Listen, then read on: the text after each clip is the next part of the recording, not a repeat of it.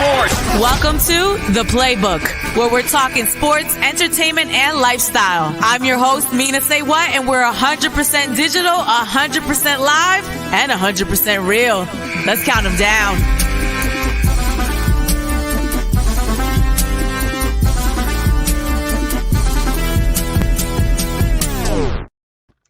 Welcome to The Playbook. It's our digital sports show. I'm your host, Mina SayWhat. I got new hair.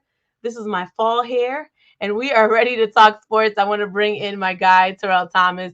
He's your senior and sports and entertainment editor for These Urban Times. Hey, T. Hey, happy Monday. How you doing today? I'm good. You know, I got this new hair. I'm ready. I see you. Stunning for the fall. I see you. You know, I'm trying to get the bang going. Some people said I look like Selena. Then I got Britney Spears, Nicki Minaj. What did you say I look like? I forget the young lady's name. It might be Daphne, the young lady from Scooby-Doo with the glasses on, with those glasses right there. Thanks. Those frames. Thanks. We should put up a poll. What does Mina look like? I was just trying to get some little bang action, get something different going. You get tired of looking at the same thing all the time. I dig it. I definitely dig. All right, let's hop into Philly Takes. This is where we talk about our top Philly stories. There is a lot going on. Our Eagles took an L to the Bucks this past week. It was a tough loss to the Tampa Bay Buccaneers, 28-22. Now, we started off looking real good. We got a quick touchdown from Zach Ertz, and then we just lost it all the way to the end of the third. Our quarterback, Jalen Hurts, got us scoring. He scored 2 touchdowns. The defense is really what kept us in the game this whole time. We have some serious issues with our offense. What did you see, Terrell? Yeah, I think we have issues all across the board with the offense and the defense. I really do. But us just being so one-dimensional right now, I don't know what it is with Coach Nick. And I remember over the summer when we spoke, I was saying I'm gonna give him some time. I'm not really sold on the hire. But I'm going to give the gentleman some time to kind of win over the locker room. But what is this? The third or fourth straight week in which we've seen Miles Sanders have under 10 rushing attempts. It's just like this is the NFL, no matter how great your quarterback is. I mean, we see that in the Midwest with Patrick Mahomes. If you don't have a running game, your offense is stuck. And I feel like we're leaving Jalen Hurts in a compromised position. Where it's unfair to really judge him, although we have to, it's unfair with the product that we're seeing on the field. But our Birds, Thursday night was tough. It was tough to watch. We knew we had an uphill battle playing Tom Brady and the champs to begin with, but I don't feel like we did anything to help ourselves on Thursday evening. Well, you talk about Jalen Hurts. He accounted for 40% of the Eagles' rush attempts, 53 out of 132. That's actually the highest rate of any quarterback in a season in NFL history. He's clearly very talented. He has the run game. He can go, but he has to pass it more. He has to involve the rest of his other teammates. He can't be the only one running the ball around, and he did admit to the fact that he does have to get better at that, and he does have to involve other people. He took responsibility for that after the game. Let's take a look at what Nick Sirianni had to say. Yeah, again, there was a couple times where we had some pressures that he had to escape out of. Again, but it's the same thing. We need to hone in on being able to make some throws in the pocket first, and then be able to escape. So we're always gonna be talking about that with Jalen, because that's that's where he's really good at, being able to escape and make plays like he did again today. He did a good job of escaping and making some plays. Again, we're always going to be thinking about how do we get him to be the passer first, and then the secondary part of it to be the runner. And so that will always be a focus. And before I look at the tape, that's how I feel right now about that. Well, there's that, and then he also has to devise plays to get other people open. That's the other side of it as well. So we'll see how they adjust going into our next game this Sunday. Now, big news was that Zach Ertz was traded last week to the Arizona Cardinals, for cornerback Tay Gowan. I'd be messing up people's names. So if I mess up the name, please let me know. And a 5th-round pick. Now, the rest of Ertz's $8.5 million salary will come off the Eagles' books, And then that kind of opens up $4.2 million in cap space. Now, Zach is a 3-time Pro Bowler. He's been with us forever since the beginning of his career. His last game was at the Link this Thursday, and he probably had a feeling that he was going to be traded because watch this.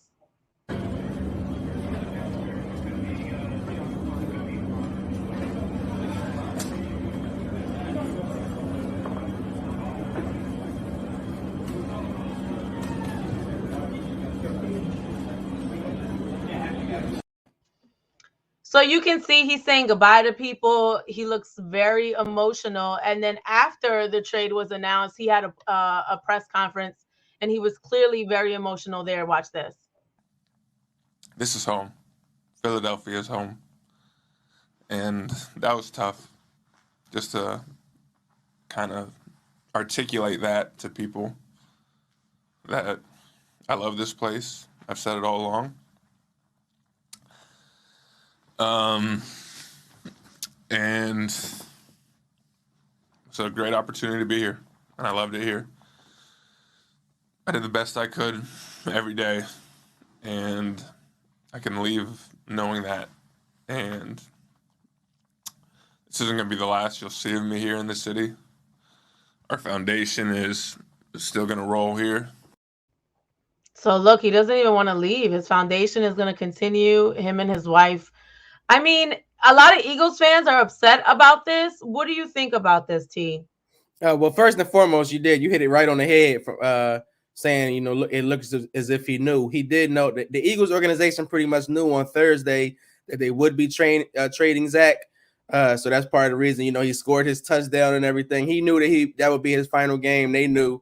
So of course on Friday morning when news broke that he would be going to the Arizona Cardinals, it was a surprise to us, but not so much to him. Wonderful career. I'm not really. I understand from the business side of things. I mean, it's been obvious. He said all along he wants to be here. He wants to retire in Eagle. He's been saying that throughout the summertime when they were having contract negotiations. But I mean, we see it's very, very, very obvious that the Eagles are getting younger. It's a new regime. You know, and this coaching staff, they did not bring Zach Ertz in. So I wish him nothing but the best in Arizona, except for when he plays our Eagles. You know, but yeah, storied career here. Him and his wife do so much in Philadelphia, as he mentioned with his foundations and things. So sad to see him go from that perspective. I think he still has a lot of great football left in him. Now he'll have a chance to play with Kyler Murray, you know, another gentleman that went to Oklahoma. So I think he'll be just fine. Well, he has like a special place in our heart. Remember, he scored that game-winning touchdown at the Super Bowl, you know, and he's been here for a long time, and he's broken a lot of Eagles records here. So I think that's why it's sad to see him go, especially during a time where we are struggling and there are a lot of young guys and a lot of growing pains. And he kind of represents some of the nostalgia that we have as Eagles fans to us winning the championship. I agree. And not only that, but also he's a veteran at this point in that locker room. And there's not a lot of that. It's scarce. We used to have a locker room that was filled with veterans, you know, filled with guys like the Malcolm Jenkins and, you know, like people like that who literally have been in this league. Now it's all these young guys. I mean, I was watching the game with my friend, and my friend was like, who are these people? You know, like they're making plays, but who are they? You know, they're not household names. So I think as a fan, I think we hold on to these names that we have, you know, and we're starting to see some of them get injured. Some of them grow up, you know, get shipped out to other places. So from a nostalgia level, it definitely is painful to see some of these guys go because they represent a point in time where we were on Broad Street yelling EAGLES Eagles, you know, and that's why I think it hurts for the fan base. Hopefully we get to those days again sooner than later. Right. It's going to take a while. Okay. Now it's funny where we talk about a guy that literally is crying because he doesn't want to leave. And then now we're transitioning to a guy who cannot get out of here fast enough. Ben Simmons and the saga behind the drama and the trade drama with Ben. He's back at the Sixers facility undergoing COVID protocol and health and safety protocols provided by the NBA. Obviously, he tried to force a trade. There's a lot of conversation happening around this. I really feel like how this is playing out is really going to change how the league operates moving forward, just because this has been so chaotic. And I think this particular situation is going to come up in a lot of future conversations when it comes to talking to the players unions and the coaches kind of voicing some of their frustrations when it comes to the power that some of these guys have when trying to force a trade. So now he's back in the locker room. He's talking to his teammates. Obviously, this is what everyone is asking about when they talk to a Sixer. Here's what Danny Green had to say about if Ben should be apologizing or not. I mean, if he does, he does. If he doesn't, he doesn't. That doesn't matter to us at this point. We just want everybody to come here, show up, and do their part, do their jobs. I'm not asking him to do anything different than he normally does, to show up to work and do what you normally do, because what he normally does, we're very effective. We're very good at it. We're number one team in the East. We're not asking him to shoot jump shots. Just come in, be a pro, do your job, and that's what we expect of him. You know, if you apologize, it's cool, but you guys work with people every day. You don't expect an apology for some people not showing up because of family issues or sickness or whatever it may be, and come in and do their job. I disagree. I don't think this is the same thing. You're talking about a team here, right? You're relying on each other. You have to work together. When you go to work, I don't need the person that sits down the hall I don't need that person to do my job. I do my job. If you don't want to show up to work, that's on you. I don't think the analogy is the same just because this is a team sport and they are very reliant on each other. And there's been a lot of personal transgressions, I feel like. For Ben to say, no, don't come out here when Tobias and Joel tried to go out to LA to have a conversation with him, I think an apology is needed. What do you think, T? I see both sides. I understand what you're saying, but I do also hear what Danny Green is saying. I think a lot of the players they don't feel, even though it is a team game, they have that same we're going into work punching a 9 to 5 clock mentality. Although the salaries are different, they do have that mentality. So I do truly believe that they feel like, hey, inside the box, this is our job. We'll play with the guy, and when we're off the court, we don't have to say any words to him. We knew we've been talking all summer about training camp, and that training camp will be very pivotal. I thought he'd be going by then, but right. He is still here, as you said, someone that can't get out fast enough. It's a business, though. I think a lot of the guys, fortunately, how you were talking a moment ago about our Eagles having a young locker room, I do think there are a lot of veterans in this 76er locker room, some that have won championships and those that are truly looking forward to doing so, like Embiid. So I think they're pretty focused. I think they can, I think they can survive and they'll be fine if he doesn't apologize. And I honestly think if he does end up being back in that locker room, that he will pull a few guys to the side. As you mentioned, there were some personal things where you do need to clear the air on that. So even if just to forgive, even if you don't forget. So I don't know if he'll do the whole team apology thing, but I do think he owes a few individual apologies indeed. Especially Joel, like some of the things that were leaked, and we don't really know if he said them because it never came out of his mouth. True. For him to say that he feels like they're building the team around Joel, and Joel's like, what are you talking about? We got rid of people for you, like good people that Joel had great chemistry with, like Jimmy Butler, So I think particularly more so Joel, because they are like the two that came in kind of together, right? We've always seen it's kind of like a Shaq and Kobe kind of situation, Jordan and Pippen, like that same kind of dynamic where it's always been them two, and all these other people have been shifting around them. They've been trying to find like the right combinations to put around these two amazing players that we've had for a couple of years now. And it's kind of frustrating to see because we still don't even know if Ben's going to stay, right? Because these trade conversations are still happening. Literally, I just read that the Pacers put something on the board again, and the Sixers said no. I'm hearing that we're still looking into this package with Damian Lillard. Ben Simmons still is expected to be traded. Why is this so chaotic? Is he going to be here? Is he not going to be here? Is he getting traded? What are we doing here? No, I do think I will say he will be traded. I think it's just a matter of time to win. I think Ben Simmons and his camp realized that in order for a trade to happen, or like he had to get to work. It's one of those things like you got to come to work for any movements or motions to begin. But I do not believe that we'll see Ben Simmons in a Sixer locker room all season. Sixer uniform, all season. I want to say Christmas, But hey, I thought he would be going by training camp, and he's still here. But I see no way. The Sixers, of course, still want to keep him.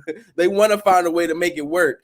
But I think Ben Simmons and his team are just gung ho on like, let's just let this ship sail and find the best way to make it work for both sides. And I think that's what they're trying to do now. Let me ask you this, assuming that he stays for a couple more games, right? Or, maybe like the first quarter of the season, assuming he stays, do you think he's going to take the route along the lines of, I'm not going to play, I'm going to be booty, I don't care to be here, bench me? Do you think he's going to take that approach, or do you think he's going to take the approach of, let me play my best so I can at least look like I am trade worthy here? Where do you think he's going to go? Yeah, I think the latter. And I think that's something that behind the scenes, the Sixers and his camp have spoke upon. Again, because he'll have to perform well for another team. So teams are going to want him, but for a team to offer a package in which will be intriguing to the Sixers, he's going to have to show that he still is that all-NBA, all-defensive rookie of the year talent. And I think he knows that, and he'll come here with that mindset whenever he does get on the court. All right, we'll see. Let's get to a word from one of our sponsors. We've seen how far this game can go, so we take it and run. Making moves like nobody. For everybody. We don't move within the lines. We move beyond them. Hennessy, the spirit of the NBA. Welcome back to the Playbook. It's our digital sports show. We are live every Monday at 1:45 on our R&B Phillies Facebook, YouTube, Twitter, and Twitch. I'm your host, Mina SayWhat. Terrell Thomas joining me. He's the senior editor of entertainment and sports at TheseUrbanTimes.com. So Kyrie Irving has been trending for days, 4 days, Terrell, and he is our water cooler talk of the day. Kyrie is just not on board with the vaccination.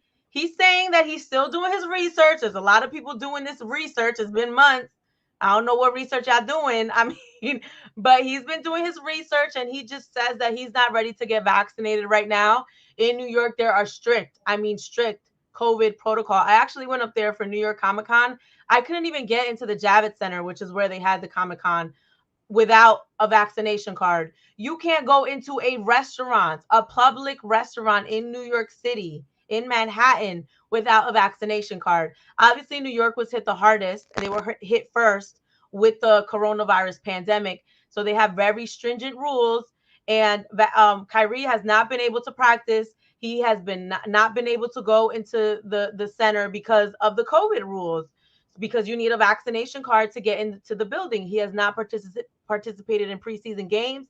He has not participated in media events. This is chaos. This is absolute chaos. But he feels like he's the voice for the voiceless. What's your take on this, T? Yeah, I think this whole Kyrie situation is sad. And the reason I say that is because even for that, there've been so many storylines and things we've heard from Kyrie that he didn't say, he didn't come out and the voice of the voices or something, like I guess we made up in the media realm and whatnot. So I think from that perspective, it's sad. Other than that, like personally, I haven't really been too down on Kyrie. One, he's a millionaire. What you decide to do it, with your job, I feel like it's what you decide to do. I haven't really bought into the whole, he's costing the Nets a championship. I've been kind of with everyone. I'm not pro-vax, anti-vax. I feel like everyone they personally have to make that decision. If he is still uncomfortable, I don't feel like we in the media realm or, anyone should force him. But I also feel like then, he needs to fall back. Like, I don't feel like this needs to be a situation where, it needs to be a line of clarity. Like, I have no issue at all with Kyrie deciding that he doesn't want to be vaccinated or that he's still looking into things, because I don't get upset when people say they're still doing their research because it is still fairly new, so it's not like we have decades and things of research. We got about 19 months of research. So guys, there are a lot of people who are still uncomfortable, and I'm okay with that. But I also feel like, okay, if you decided that you don't want to get vaccinated right now, don't distract your teammates who have been, right, who are on it. That's the only place we, it's like, all right, Kyrie, I'm not mad at him not talking to the media. I don't feel like he owes us anything. I feel like it is the only people he needed to talk to was his family and then, his teammates. But then, like, let's dead the story, let's all the other stuff, the he say, she say, like you say, the voice of the voiceless, and get like, no, we don't need that. I feel like he doesn't need that, and the Nets don't need that. You know, I feel like it's just gotten to be a madhouse, as you mentioned, because it's been a topic of discussion all week long. You know what it is, though? There's literally everyday Americans making this decision every day. People are losing their jobs and quitting their jobs at a record number because they do not want to take this vaccine, and because it is becoming mandates in a lot of places. But we have to understand this is where the world is going, right? And some people are not that quickly to get on board with this. Literally, we all have to take a string of vaccinations when we do anything. When we come into this world, when we're born, when we're going to school, this is just new. So people are reluctant.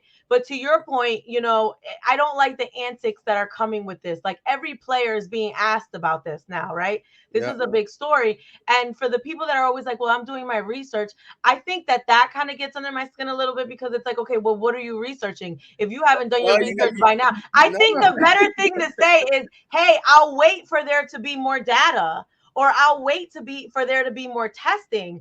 But for you to be like, I haven't done my research. This vaccine's been out for 9 months. When you gonna research, bro? No, I do think drives me crazy. How you said it, I think as well, because you know, I'm still waiting on more data, because I have heard, like, I've asked people as well, like, what are you researching? And and they're like, you know, I'm researching the other people. I'm looking to see do their eyes fall out.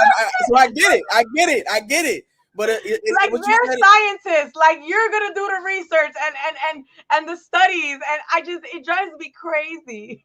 I do like that. Like you said, I'm waiting for more data to be released or something. How we say things in our it's crazy times. But that's a great way of saying it. That's a great way of saying it. I like that. Well, adding to the chaos is the fact that Kyrie went on live to address this and said, I'm just going to continue to stay in shape and be ready to play, be ready to rock out with my teammates, and just be a part of this whole thing. This is not a political thing. This is not about the NBA, not about any organization. This is about my life and what I am choosing to do, which I get. But there's this media circus around him. And not for nothing, people are losing their jobs. Kyrie Irving may not be able to play home games, but he's going to be allowed to play away games, because a lot of these other arenas don't have the stringent rules that they have in New York City. So even if he plays away games, he's still going to make $19 million. He still can make $19 million just playing away games.